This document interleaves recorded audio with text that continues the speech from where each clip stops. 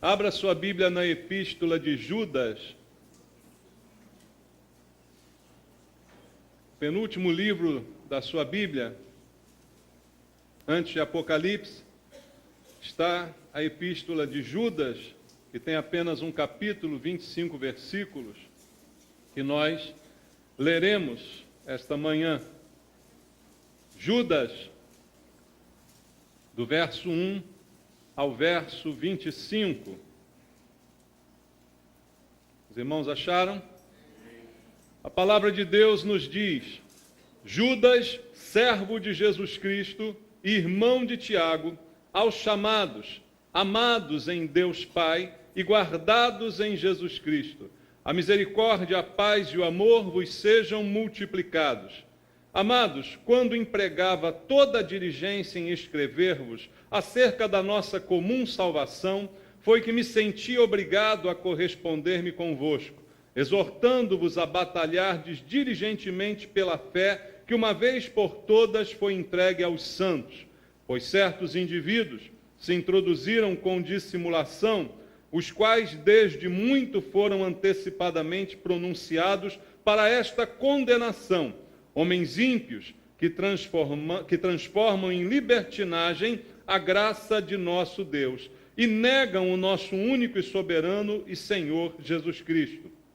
Quero, pois, lembrar-vos, embora já estejais cientes de tudo uma vez por todas, que o Senhor, tendo libertado um povo tirando-o da terra do Egito, destruiu depois os que não creram e a anjos os que não guardaram o seu estado original, mas abandonaram o seu próprio domicílio. Ele tem guardado sob trevas em algemas eternas para o juízo do grande dia, como Sodoma e Gomorra e as cidades circunvizinhas, que, havendo se entregado à prostituição como aqueles, seguindo após outra carne, são postas para exemplo do fogo eterno, sofrendo punição.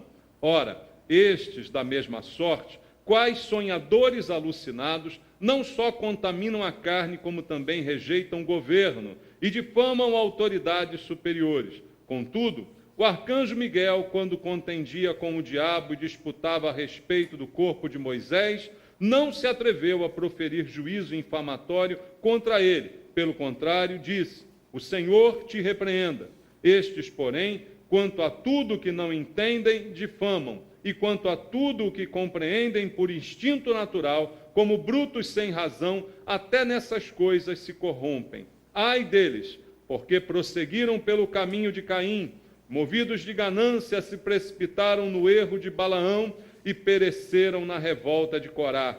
Estes homens são como rochas submersas em vossas festas de fraternidade, banqueteando-se juntos sem qualquer recato, pastores que a si mesmos se apacentam, nuvens sem água impelidas pelo vento, árvores em plena estação dos frutos, destes desprovidas, duplamente mortas, desarraigadas, ondas bravias do mar, que espumam as suas próprias sujidades, estrelas errantes, para as quais tem sido guardada a negridão das trevas para sempre. Quanto a estes, foi que também profetizou Enoque, o sétimo depois de Adão, dizendo: eis que veio o Senhor entre suas santas miríades, para exercer juízo contra todos e para fazer convictos todos os ímpios acerca de todas as obras ímpias que impiamente praticaram, e acerca de todas as palavras insolentes que ímpios pecadores proferiram contra ele. Os tais são murmuradores, são descontentes, andando segundo as suas paixões. A sua boca vive proclamando grandes arrogâncias. São aduladores dos outros por motivos interesseiros. Vós, porém, amados, lembrai-vos das palavras anteriormente proferidas pelos apóstolos de nosso Senhor Jesus Cristo, os quais vos diziam: no último tempo haverá escarnecedores andando segundo as suas ímpias paixões. São estes os que promovem divisões, sensuais, que não têm o Espírito. Vós, porém, amados, edificando-vos na vossa fé santíssima, orando no Espírito Santo, guardai-vos no amor de Deus, esperando a misericórdia de nosso Senhor Jesus Cristo para a vida eterna. E compadecei-vos de alguns que estão na dúvida. Salvai-os, arrebatando-os do fogo. Quantos a outros, sede também compassivos em temor, detestando até a roupa contaminada pela carne. Ora, aquele que é poderoso para vos guardar de tropeços e para vos apresentar com exultação, imaculados diante da sua glória. Ao único Deus, nosso Salvador, mediante Jesus Cristo, Senhor nosso, glória, majestade, império e soberania, antes de todas as eras e agora e por todos os séculos. Amém. Senhor, fala conosco essa manhã. Mais uma vez eu te peço, ó Deus, que a tua palavra, ministrada pelo teu Espírito, possa tocar nos nossos corações, nos convencendo da verdade, e que esta verdade nos liberte de erros, de enganos, de julgamentos errados, que a verdade do Senhor seja impressa nos nossos corações esta manhã, através da tua palavra, e que ela nos livre de todo engano. Guarda a tua igreja nesse lugar de todo engano, Pai, é o que eu te peço. Dá-nos a luz da tua palavra, e que a minha vida seja instrumento em tuas mãos para a pregação do Evangelho. E para isso, dá-me a unção do Espírito Santo, é o que eu te peço, em nome de Jesus. Amém. Graças a Deus. Podem sentar, queridos. Amados, apenas um capítulo, a epístola de Judas, que não é o Iscariotes, tá bom? Só para esclarecimento. É Judas, apóstolo do Senhor, diz a Bíblia, assim o identifica. Numa pequena carta de apenas um capítulo, 25 versículos, ele fala de muitos assuntos importantes para a igreja, já naquela época, mais de 2000 anos atrás.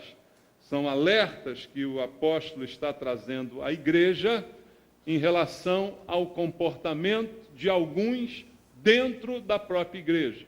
Seguindo na linha de mensagens que estamos trazendo à igreja nos últimos dias, essa carta também traz alertas muito importantes para nós que somos igreja do Senhor. E quando olhamos para a mensagem de Judas, percebemos que ela não é diferente da mensagem dos demais apóstolos, daquilo que pregava Pedro, daquilo que pregava Paulo, João e tantos outros. O conteúdo do Novo Testamento, aquilo que lemos na Bíblia Sagrada, na verdade aponta para fatos importantes e principais da doutrina bíblica. Em primeiro lugar, salvação é o assunto principal do Novo Testamento e da pregação dos apóstolos, como vimos semana passada aqui na igreja. Judas, João, Paulo, Pedro e todos os outros escritores do Novo Testamento também tiveram por assunto o combate a heresias. O que são heresias? São desvios doutrinários dentro da igreja. São palavras, são doutrinas que parecem verdadeiras, mas não são, que se afastam do verdadeiro evangelho. E os apóstolos também dedicaram um bom tempo de suas cartas, de suas pregações, ao combate das heresias pela pregação da verdade. E também todos eles falaram sobre doutrina para a igreja, ensinamento para a igreja, como deve ser o culto, o comportamento dos cristãos dentro e fora da igreja. Esse é o assunto central do Novo Testamento. Esse é o assunto central da mensagem de todos os apóstolos e que é enfatizado aqui por Judas, que também aborda todos estes assuntos. Eu queria chamar a sua atenção para esse fato. Nós não vemos na pregação apostólica o que temos visto hoje na pregação da maioria dos pastores, irmãos. Nós não vemos os pastores atuais pregando como os apóstolos pregavam. E não vemos os apóstolos daquele momento pregando como os pastores atualmente pregam. Eu não sei se você consegue perceber essa diferença na Bíblia, mas não há na pregação apostólica nenhuma preocupação de transmitir receitas de bênção. E hoje a maioria dos púlpitos, o que nós vemos são pastores trazendo receitas de bênção. São quase que livros de autoajuda sendo transmitidos do púlpito. Não sei quantos passos para não sei quantas coisas que você vai ganhar na sua vida. E você é ensinado, então, a fazer certas coisas, a ter certos procedimentos para ser mais abençoado, para receber mais de Deus. É o segredo que te é revelado para que você conquiste o coração de Deus. Eu não vejo isso em nenhuma pregação apostólica. Eu não vejo isso em nenhum livro do Novo Testamento, esse tipo de mensagem, fórmulas mágicas ensinadas para resolver problemas pessoais. Eu raramente vejo na Bíblia um apóstolo falando de um problema pessoal de alguém, ensinando essa pessoa a resolver os seus problemas. Eu não vejo isso. Eu vejo os apóstolos pregando salvação, combate a heresias e doutrinas para a igreja. Mas hoje as pessoas não querem mais ouvir os apóstolos. Elas querem ouvir os falsos apóstolos. Aqueles que se auto-ordenam apóstolos. Aqueles que se auto-intitulam apóstolos. Porque eles falam exatamente o que elas querem ouvir. E não a pregação que está na Bíblia. Por isso muitas pessoas não querem nem ouvir a Bíblia, não querem nem lê-la. Preferem ouvir o pastor. Preferem ouvir o apóstolo. Preferem ouvir o missionário. Sei lá, o bispo, quem mais inventem. Mas não a palavra de Deus. Porque na palavra de Deus você não encontra o conteúdo de certas pregações que nós ouvimos por aí. Então, muitos hoje vêm à igreja pensando exclusivamente numa solução para os seus problemas. A motivação que traz muitas pessoas à igreja é, de alguma forma, participar de um exercício espiritual para que isto lhe traga algum tipo de benefício na sua vida lá fora. Melhore o seu emprego, traga a pessoa amada em 3 ou 4 dias, ou 2 ou 1, não sei, depende da fé, não é? De repente é esse o interesse de muitas pessoas, chegar à igreja para receber algum tipo de energização que a torne melhor durante a semana, que faça seus negócios darem certo, que faça a sua vida ser mais fácil nesse mundo. Poucas pessoas vêm à igreja querendo aprender alguma coisa bíblica, querendo receber a doutrina apostólica para que o seu comportamento como gente no mundo seja alterado. Então essa não é a motivação da maioria das pessoas que hoje vêm às igrejas. E pensando em atender a maioria, os pastores vão adaptando a mensagem do Evangelho para que essa maioria fique satisfeita, aí fica um satisfazendo o outro. Por isso uma frase que eu sempre repito é que não existe falsos crentes se não existirem falsos pastores, não é? Porque um depende do outro para se retroalimentar, não é? Então, muita gente hoje vem à igreja pensando só na solução dos seus problemas. E quando ouvem a mensagem apostólica, que é de salvação, correção de heresias e doutrina para a igreja, essa mensagem não resolve muito. Porque as pessoas esquecem que o seu principal problema é o pecado. E a mensagem de salvação é a solução contra o pecado. O que adianta ganhar o mundo inteiro e perder a sua alma? Sabe quem disse isso? Foi Jesus, né? O que adianta todos os seus problemas aqui na terra serem resolvidos? A pessoa amada voltar, o teu emprego melhorar, você comprar uma mansão, você ter tudo que o dinheiro pode comprar, se no final você perder a sua alma. O que adianta todas essas campanhas que você faz para ganhar alguma coisa, para as coisas darem certo, e no final você morre e vai para o inferno? É a pergunta que Jesus fez. Mas é exatamente isso que as pessoas hoje não estão muito interessadas. A visão de muita gente que vem à igreja é praticar alguma coisa para receber algum benefício.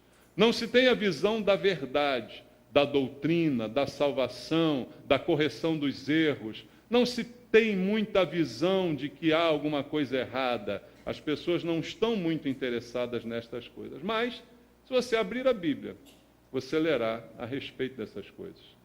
Se você abrir a Bíblia e olhar para as cartas apostólicas, você lerá a respeito desses 3 principais problemas que eu acabei de dizer aqui para você. E as heresias, irmãos, elas nascem dentro da igreja. A heresia não vem de fora para dentro, ela nasce dentro da igreja. Por isso os apóstolos gastaram tanto tempo combatendo com a verdade as heresias, porque elas nascem no meio da igreja. A igreja se reúne, porque é atraída pela mensagem de salvação ministrada pelo Espírito Santo, e de repente, no convívio entre as pessoas dentro da igreja, no convívio, no lidar diário com as necessidades de cada um, as heresias vão ganhando espaço para se formarem no meio da igreja. Toda heresia nasce dentro da igreja. Que alguém pode até importar uma ideia de fora, mas ele começa a aplicar dentro da igreja, e a igreja então começa a esse processo de contaminação, não é? E muitas vezes a heresia parte da própria liderança. Ela não parte de um membro comum, ela parte daquele que está em cima, né? Do líder, e ele que introduz essa heresia, as pessoas simplesmente recebem por falta de conhecimento bíblico, por falta de interesse também no conhecimento bíblico. A questão é a seguinte: se aquele cara está me dizendo um monte de bobagem, mas eu estou resolvendo os meus problemas durante a semana, tá bom, esse cara tem algum poder, então eu quero estar ali ouvindo as suas bobagens, porque está dando certo. É o mesmo princípio de quem vai na macumba. Se a macumba der certo, eu continuo batendo tambor. É ou não é? Está dando certo. Para que vamos discutir o que está dando certo, se o meu objetivo é somente que dê certo? A verdade não está em jogo. O que eu quero é que funcione.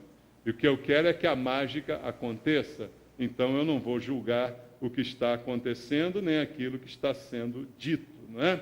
Então, isso é um alerta que a Bíblia está fazendo para nós. E Judas, na epístola que nós lemos aqui, ele deixa bem claro esse perigo das heresias que penetram na igreja. Logo no versículo 3, logo depois da saudação, ele diz assim: amados, quando empregava toda a diligência, todo esforço em escrever para vocês acerca da nossa comum salvação, o que ele está dizendo? O assunto dele, inicialmente, ao escrever à igreja, o desejo dele seria falar da salvação. Já não era da bênção, já não era da receitinha, né, dos passos para qualquer coisa. O assunto que ele queria abordar na sua primeira e única carta era a salvação. Mas olha o que ele diz depois: me senti obrigado a corresponder-me convosco, exortando-vos a batalhardes diligentemente pela fé que uma vez por todas foi entregue aos santos. Ele mudou de ideia. Eu pensei em escrever sobre salvação, mas me vi quase que obrigado a incentivar vocês a batalhar pela fé. Aqui já começa um conflito, porque algumas pessoas imaginam que isso não é função delas. A quem Judas está escrevendo a sua epístola? Essa epístola não é direcionada a nenhuma igreja. Paulo escreveu algumas cartas direcionadas aos filipenses, aos coríntios, aos tessalonicenses, a igrejas naquele lugar. A carta de Judas é uma carta considerada universal, ou seja, para a igreja de uma maneira geral. Para todas elas, para todas as igrejas, para todos os cristãos. Então Judas está dizendo que todos os cristãos deveriam batalhar pela fé. Tem algum cristão aqui essa manhã? Judas está falando contigo. Está entendendo isso? Está falando comigo. É nossa função batalhar pela fé. Pastor, mas eu pensei que a minha função era só vir aqui, fazer o exercício religioso e ver a minha vida dar certo. Não, a sua função é batalhar pela fé. Você também recebeu de Deus a missão de batalhar pela fé. Pastor, mas eu não gosto de batalhar. Eu não gosto de guerra, eu sou uma pessoa paz e amor. Entendeu? Eu sou um crente cannabis. Eu não gosto muito disso. Paz e amor é meu lema. Mas Deus está te dizendo que você tem que batalhar. Quer queira, quer não queira. É função tua. E Judas disse: eu me senti obrigado a escrever vocês da missão que Deus deu a cada um, a batalhar pela fé que foi entregue aos santos. Quem são os santos? A igreja. A fé foi entregue à igreja. Veja que a fé não nasceu de ninguém. A fé é um dom de Deus. A fé foi dada a você, você recebeu pela fé o dom que Deus te deu. E agora ele diz, você precisa batalhar por ela. Por quê? Porque ela tem sido contaminada, ela tem sido manchada, ela tem sido deturpada. Deus te deu uma fé pura e genuína. E os homens estão deturpando a fé que Deus te deu. Então você precisa defendê-la. Veja como o argumento é bíblico e claro. Quando se começa a falar de heresia, sempre se levanta um mais espiritual do que eu para dizer assim, não, deixa isso para lá, vamos tratar dos perdidos, vamos pregar para as pessoas, vamos fazer caridade. Para que isso? Porque a Bíblia está mandando. Só por isso. Porque a Bíblia diz que a gente tem que batalhar. Porque é pela inércia da gente que esses erros se multiplicam. Então Judas está lá, inspirado por Deus, Senhor, me dá uma palavra de salvação e tal. Mas Deus diz aí, não, Judas, salvação ele já sabe, agora você tem que falar sobre heresia. Você tem que alertar eles, porque eles têm que se levantar para lutar, porque a minha igreja está sendo destruída por heresias destruidoras, por pessoas mal intencionadas que estão no comando da igreja. Então você ensine as pessoas a batalhar, ensine as pessoas a combater, ensine as pessoas a confrontar. Então ele se viu obrigado. Obrigado por quem? Por Deus. Cremos na inspiração da Bíblia? Foi Judas que decidiu escrever ou foi Deus que o inspirou? Então ele se viu forçado por Deus a escrever que cada crente deveria batalhar pela fé para combater as heresias que estão dentro da igreja. Mas a quem ele está escrevendo? A igreja. Olha como ele começa a epístola. Judas, servo de Jesus Cristo, irmão de Tiago, a quem? Chamados, amados em Deus Pai, guardados em Cristo Jesus, a misericórdia, a paz e o amor vos sejam multiplicadas. A igreja verdadeira. Aqueles que foram chamados, mas também escolhidos, porque foram amados e guardados, protegidos pelo Pai. Essa é a igreja verdadeira, é o remanescente, a quem Judas está escrevendo. A igreja que foi não só chamada, mas escolhida. Os poucos, amados e guardados por Jesus. A este Judas escreve a sua carta. Veja, é a igreja de uma maneira geral, mas especificamente a estes que Deus escolheu, amou e guardou. A estes ele está falando.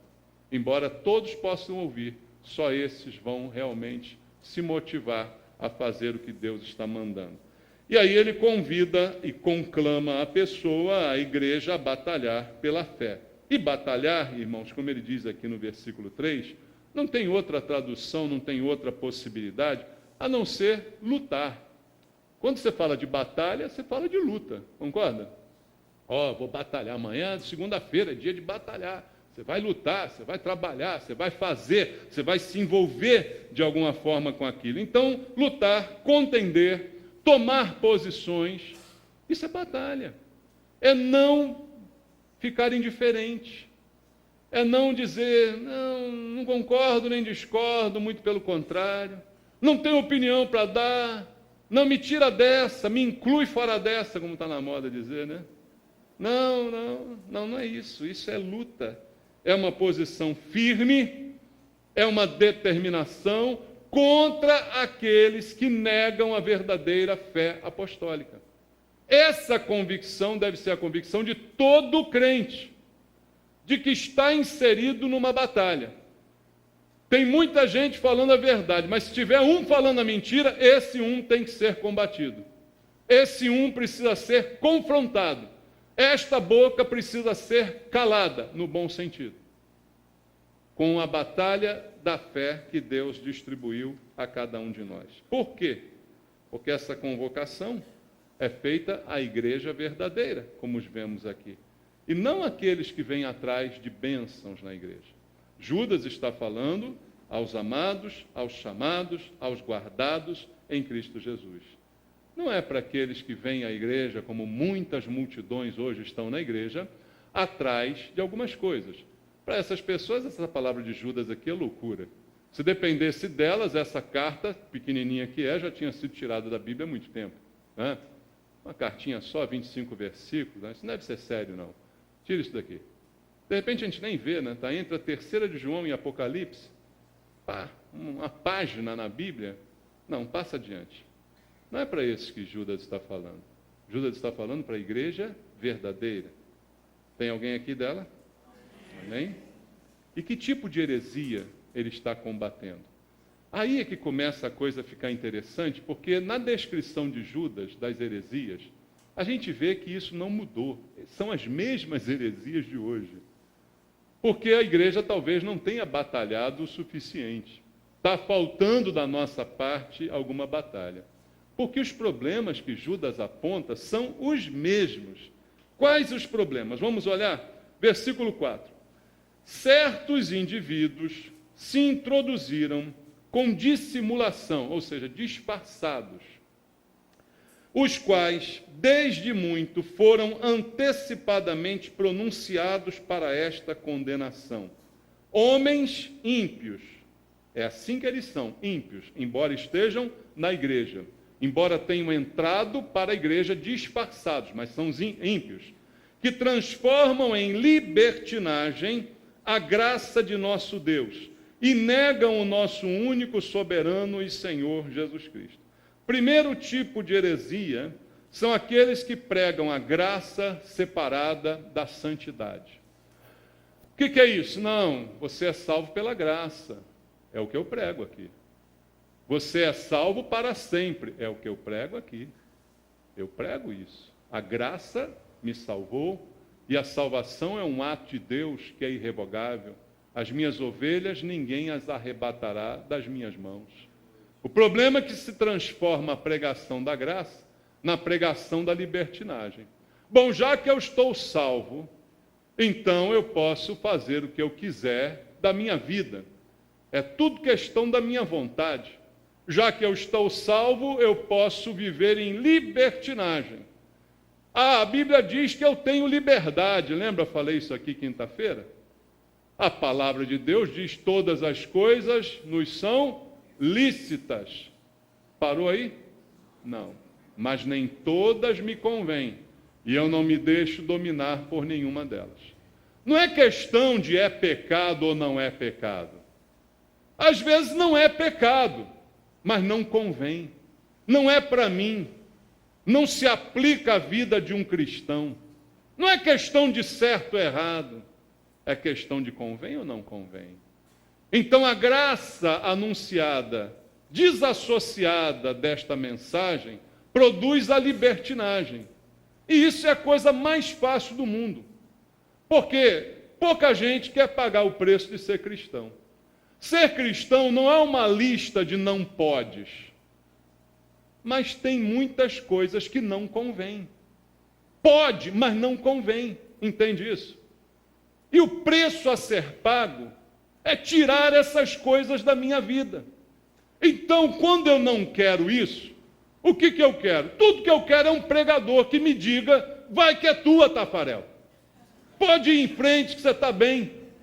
Tudo que eu quero é isso.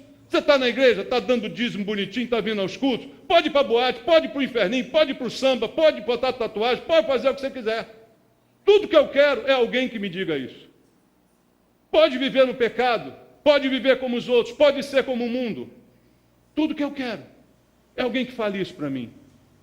E são esses que entram na igreja, sorrateiramente, disfarçadamente, transformando a graça, que é uma coisa maravilhosa, viver na graça, não viver debaixo de condenação. Nenhuma condenação há para os que estão em Cristo.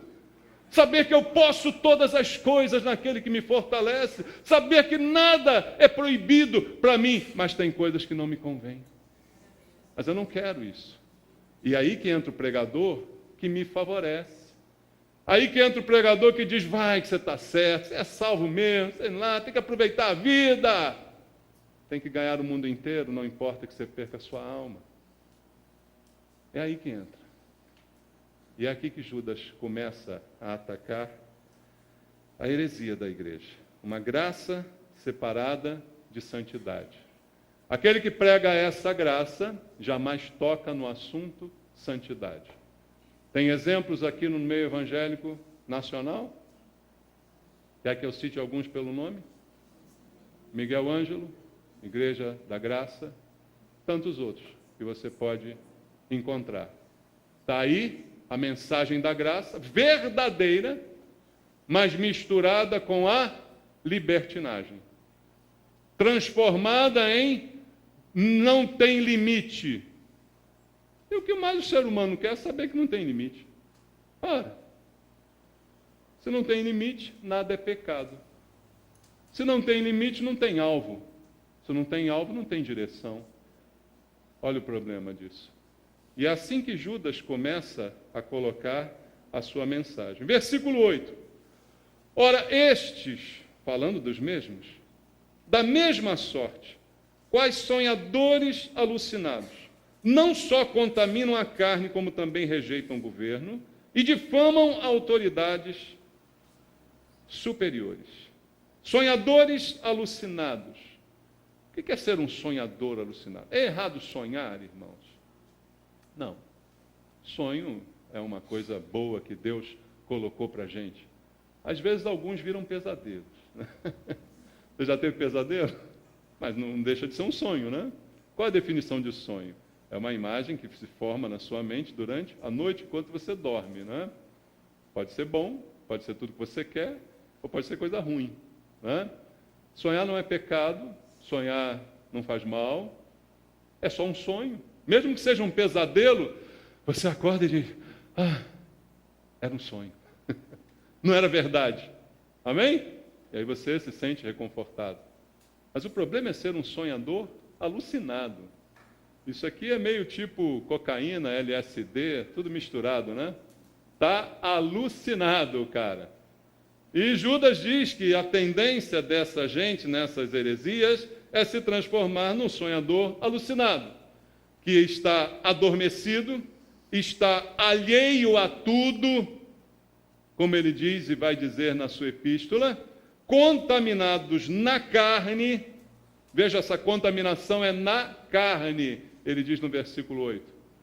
E assim um líder induz outros a serem contaminados na carne da mesma forma, da mesma maneira, pregando a graça separada da santidade, pregando a libertinagem, sonhando alucinadamente, contaminando a carne e desprezando o governo e autoridades superiores. Normalmente, os chefes das heresias são os chefes da própria igreja. Não prestam satisfação a ninguém. É a igreja que ele mesmo fundou, do apostolado que ele mesmo colocou sobre a sua vida. Não há nenhum líder sobre ele. E ele despreza qualquer tipo de liderança e qualquer tipo de correção. Vai ver se não são assim as igrejas desses hereges.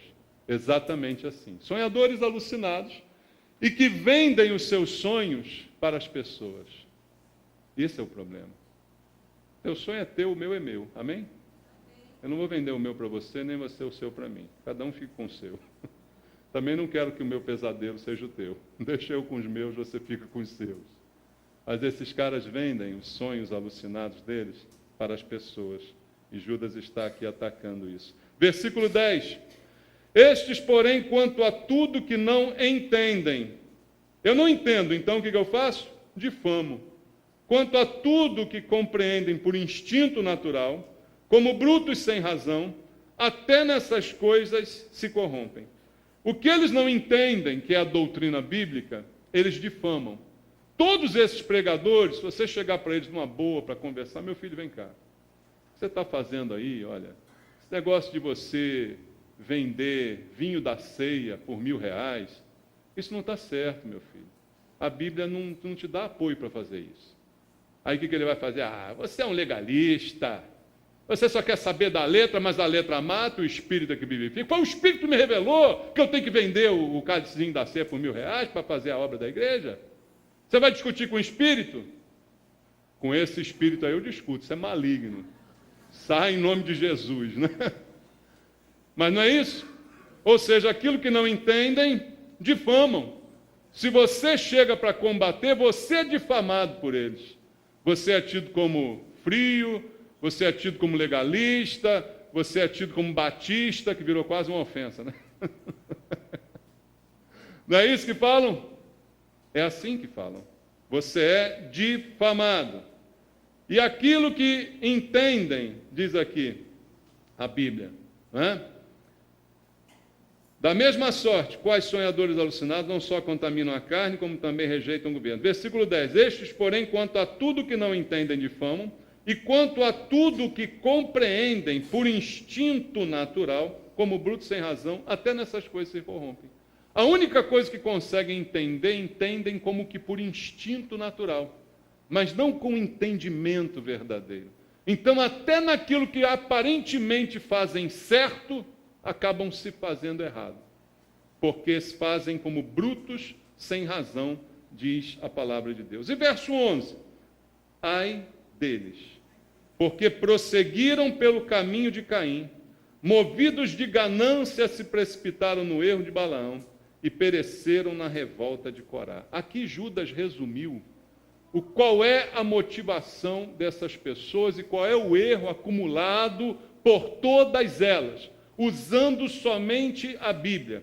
Como Caim é o primeiro exemplo usado aqui por Judas. Prosseguiram pelo caminho de Caim. Você lembra de Caim? Quem foi Caim? Filho de Adão, irmão de Abel. O que Caim fez? Primeiro assassinato narrado na Bíblia. Qual foi o caminho de Caim? Caminho de morte, de assassino, se tornar um assassino. Caminho de rejeitar a vontade de Deus. Antes de Caim matar Abel, Deus o advertiu. Deus disse: Caim, eu já vi o teu coração, está sujo. O teu desejo será contra ti, mas cabe a você dominá-lo. Deus disse isso para ele. Ele ouviu isso de Deus, deu tchau e foi matar Abel. Então, queridos, o erro de Caim, qual foi? Foi rejeitar a vontade de Deus. Foi ir pelo caminho errado, ir contra a vontade de Deus. Judas está dizendo que estes hereges que estão hoje na igreja, nas lideranças de algumas igrejas, estão, em primeiro lugar, no caminho de Caim, rejeitando a vontade de Deus, se tornando assassinos. Que é isso, pastor? Sim, assassinos. Porque tem uma multidão lá sendo enganada por eles. Mas volta e meia tem uma multidão também saindo de lá, gente morta, que não quer saber mais de igreja nenhuma, porque imagina que todo pastor é safado igual aquele. Então mata a pessoa espiritualmente. Assassinos como Caim. Ele continua dizendo no mesmo versículo: movidos de ganância se precipitaram no erro de Balaão. Precisa explicar? Qual foi o erro de Balaão? Achar que por dinheiro ele podia manipular o dom de Deus. Podia vender, negociar a profecia, a bênção, a maldição. Achar que por dinheiro tudo podia. Movidos por ganância. O que é a ganância? É a vontade de ganhar cada vez mais. É nunca estar satisfeito com aquilo que se tem. É sempre querer um pouquinho mais. E assim ensinam as pessoas. E aí entra a teologia da prosperidade, que ensina a pessoa a nunca estar satisfeita com o que tem. E saber que de Deus ela pode sempre obter um pouquinho mais. Ao contrário da Bíblia, que diz que nós temos que estar satisfeitos. Hebreus 13, versículo 5. 1 Timóteo, capítulo 6. Tendo sustento com que se vestir, esteja contente. Deus tem cuidado de você. A Bíblia não quer saber disso não. Você é um pastor sem visão. É que você não é espiritual porque você fica olhando para a Bíblia. É assim que falam. Mas o que a Bíblia diz é que eles são movidos por ganância. Porque a lógica é a seguinte: quanto mais você for motivado por essa mensagem, mais você vai contribuir para a igreja. E quanto mais você vai contribuir para a igreja, como eles não têm salário, não tem limite entre o que é deles e o que é da igreja, vai tudo para eles mesmos, está entendendo? E eles usufruem de tudo aquilo que a igreja arrecada. Então essa é a lógica deles. E você, como também é ganancioso, aquele, não você, tá? Aquele que está me ouvindo pela internet, tá bom? Aquele que está nessas igrejas. Como também ele é ganancioso, ele quer ouvir essa mensagem. É um ganancioso alimentando o outro. A pessoa que faz troca com Deus é um ganancioso também. E ela é ensinada por um ganancioso a fazer assim. Por isso que eu digo, o falso profeta só existe por causa da falsa ovelha. Um alimenta o outro. São gananciosos alimentando gananciosos, se alimentando de gananciosos. E erro de Balaão, foi por aí que eles vão. E no final, diz ele aqui, se perecem na revolta de Corá. Corá são os rebeldes à autoridade de Deus. Você vê na Bíblia o exemplo. Rebeldes à autoridade. Difamam a autoridade, como Judas está dizendo. Não aceitam a correção, não aceitam a disciplina. Esse é um retrato que Judas traça há 2000 anos atrás. Parou para pensar nisso? 2000 anos já existia Valdomiro Santiago. Há 2000 anos já existiu o apóstolo Agenor. Caramba! Meu Deus do céu! Isso é uma praga. Mas sabe por que que existe? Porque a gente não faz nada. Porque a gente não fala. Porque a gente não combate. Porque a gente não ensina. Porque não se prega a verdade. Porque nós também estamos nos contaminando, querendo manter as pessoas e as agradando, ao invés de ensinando. É por isso que o mal se multiplica. Porque os bons não falam nada. Porque os bons ficam de boca fechada. 2000 anos. E como eles são, Judas continua ilustrando. Versículo 12. Estes homens são como rochas submersas em vossas festas de fraternidade, banqueteando-se juntos sem qualquer recato. Pastores que a si mesmos se apacentam, nuvens sem água impelidas pelos ventos, árvores em plena estação dos frutos, destes desprovidas, duplamente mortas, desarraigadas, ondas bravias do mar que espumam as suas próprias sujidades, estrelas errantes, para as quais tem sido guardada a negridão das trevas para sempre. Olha a descrição de Judas, é terrível. Porque ele diz, essas pessoas estão no nosso meio. E como é que elas estão no nosso meio? Como rochas submersas. Uma rocha que você não vê, imagina. Foi isso que derrubou aquele navio Costa Concórdia, você lembra? A rocha que o comandante estava lá paquerando, não sei quem, não viu. Aí, pum, o navio bateu na rocha. Agora, 2010, né, 2011, sei lá. Afundou aquele grande transatlântico. Por quê? Tinha uma rocha que ele não viu. O problema não é a rocha quando ela está para fora da água, mas quando ela está dentro da água, ninguém vê. Essa heresia não é tão visível assim, ela é disfarçada, ela está submersa. E ele diz, olha, se banqueteando junto com a gente, comendo com a gente, chamando de irmão, Pai do Senhor, somos todos da igreja e tal. Ele fala, sem o menor pudor, sem recato, pastores que a si mesmos se apacentam, nuvens sem água, impelidas pelo vento, árvores em plena estação de frutos, mas sem frutos, como aquela figueira que Jesus secou.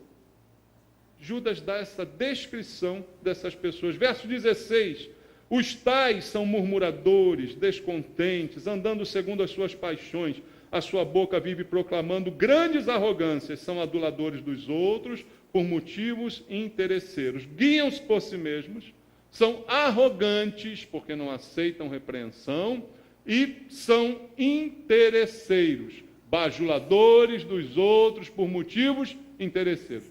Qual é o motivo interesseiro de um pastor para ser bajulador das pessoas? Hã? Dinheiro, ora, claro.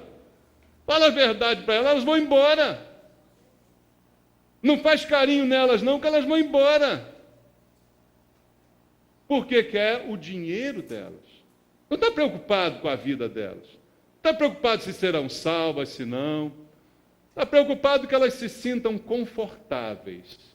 Para que quanto mais confortáveis estejam, mais fácil sejam enganadas. E quanto mais enganadas, mais dinheiro coloque na mão dele.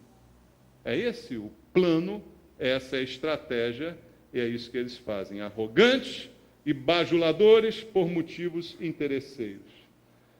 E aí Judas, para a gente terminar, vai traçar o destino deles. Qual o destino disso? Versículo 5. Quero, pois, lembrar-vos, embora já estejais cientes de tudo uma vez por todas, que o Senhor, tendo libertado um povo, tirando-os da terra do Egito, destruiu depois os que não creram. Destruição. Anjos que não guardaram seu estado original, mas abandonaram seu próprio domicílio, ele tem guardado sob trevas, em algemas eternas, para o juízo do grande dia.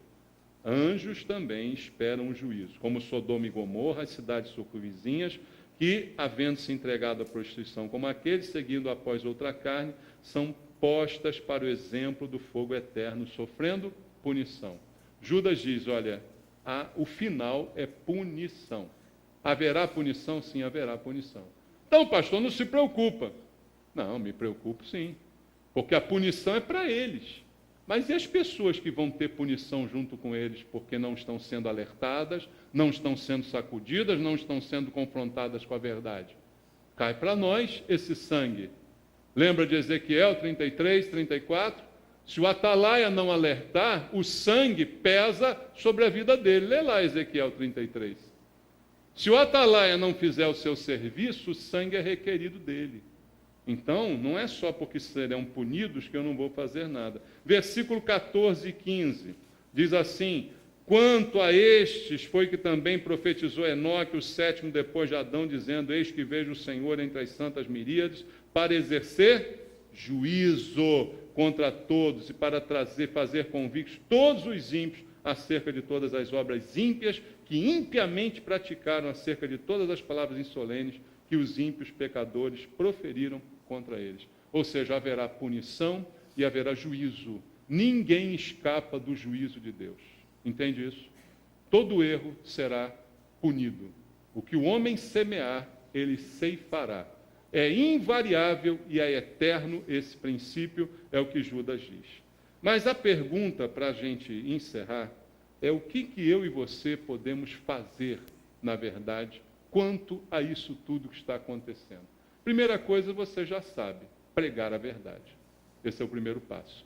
Não ser parecido com eles, não fazer nada do que eles fazem, não usar os mesmos métodos, não usar as mesmas táticas, fazer diferente. É o mínimo que nós temos que fazer, pensar diferente, agir diferente e ensinar a verdade. Então, Judas também nos fala um pouco sobre isso. Ele diz assim no verso 17, vós, porém, amados, a quem ele está falando agora?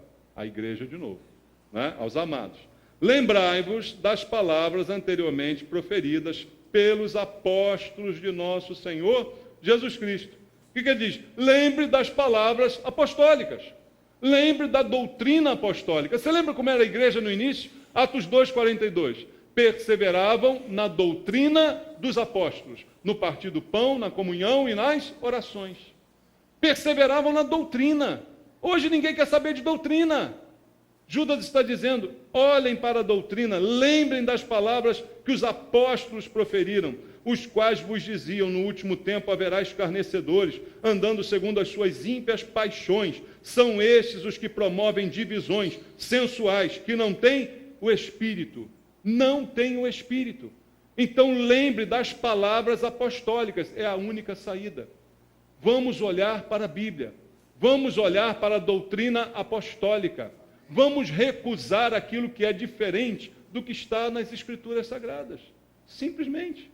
Vamos nos posicionar a respeito da própria palavra de Deus. Versículo 20. Vós, porém, amados, edificando-vos na vossa fé santíssima, orando no Espírito, guardai-vos no amor de Deus, esperando a misericórdia de nosso Senhor Jesus Cristo para a vida eterna. Guarde-se no amor, ore no Espírito, guarde a tua vida, edifique a tua fé, e você já estará fazendo um grande favor, sabia? Cuide de você, cuide da qualidade da sua fé, cuide da qualidade dos seus pensamentos, se confronte com a palavra de Deus, não queira ser agradado, queira ser corrigido, e você já estará fazendo um grande serviço para o reino de Deus. Se torne uma pessoa ensinável para que você seja corrigido e transformado pelo poder de Deus. Mas isso tudo é baseado no Espírito. Guarde a fé, ore no Espírito. E versículo 22 e 23. Compadecei-vos de alguns que estão na dúvida. Salvai-os, arrebatando-os do fogo. Quanto a outros, sede também compassivos em temor, detestando até a roupa contaminada pela carne. Ele diz aqui, como um anúncio final, para a gente batalhar também pelos fracos. Existem alguns que estão sendo enganados nessas igrejas, que estão na dúvida, que foram levados ali por uma dor, porque perderam um ente querido, porque perderam o emprego, porque receberam notícia que estão com câncer, e vão para ali, ainda naquela dúvida, querendo alguma coisa, querendo receber. Tenha um cuidado especial com essas pessoas, é o que está dizendo a Bíblia, compadeça-se, mas salve essas pessoas, arrebate-as do fogo, fale a verdade para ela, questione o que ela está pensando, o que ela está sentindo, para que ela seja restaurada e resgatada. Ele está falando dos fracos, que precisam ser cuidados. Há muita gente fraca, doente, que precisa ser cuidada. E cabe a nós, a igreja verdadeira, levar a palavra para essas pessoas, que cuide da fé genuína de cada uma delas. Então, isso é uma missão que Judas está trazendo à igreja.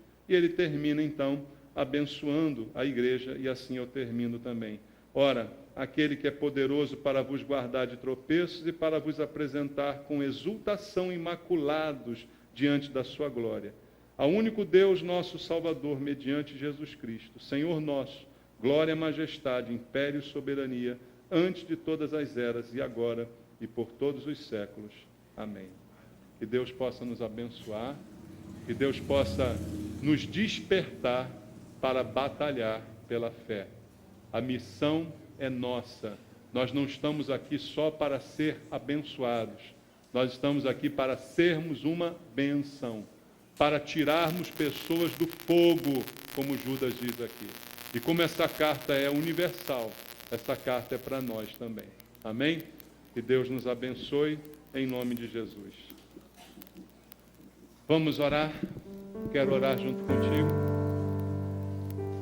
Pai Santo, em nome de Jesus, ministra a Tua verdade aos nossos corações, nos tornando pessoas ensináveis, que querem aprender, que querem mudar, que querem consertar, para que nós também possamos ajudar na mudança e na transformação de outros, batalhar pela fé que nos foi dada gratuitamente pelo Senhor, e que hoje tem sido tão deturpada, tão contaminada. Levanta a Tua igreja nesse lugar, Senhor. Levanta crentes verdadeiros aqui, amados, guardados, escolhidos pelo Senhor, para levarem adiante a Tua palavra, a mensagem da verdade, porque contra a verdade não há argumentos. A verdade liberta, conhecereis a verdade, e ela vos libertará. Pai Santo, que nós sejamos portadores desta verdade, mas que antes sejamos conhecedores dela, para que ela também nos liberte de todo erro, de todo engano, de todo desvio do nosso coração. Ajuda-nos, Senhor, a pregar o Evangelho verdadeiro, mesmo que ele não agrade algumas pessoas, mas que nós possamos prosseguir firmes nesse propósito. É o que eu te peço por mim e por meus irmãos, em nome de Jesus. Amém.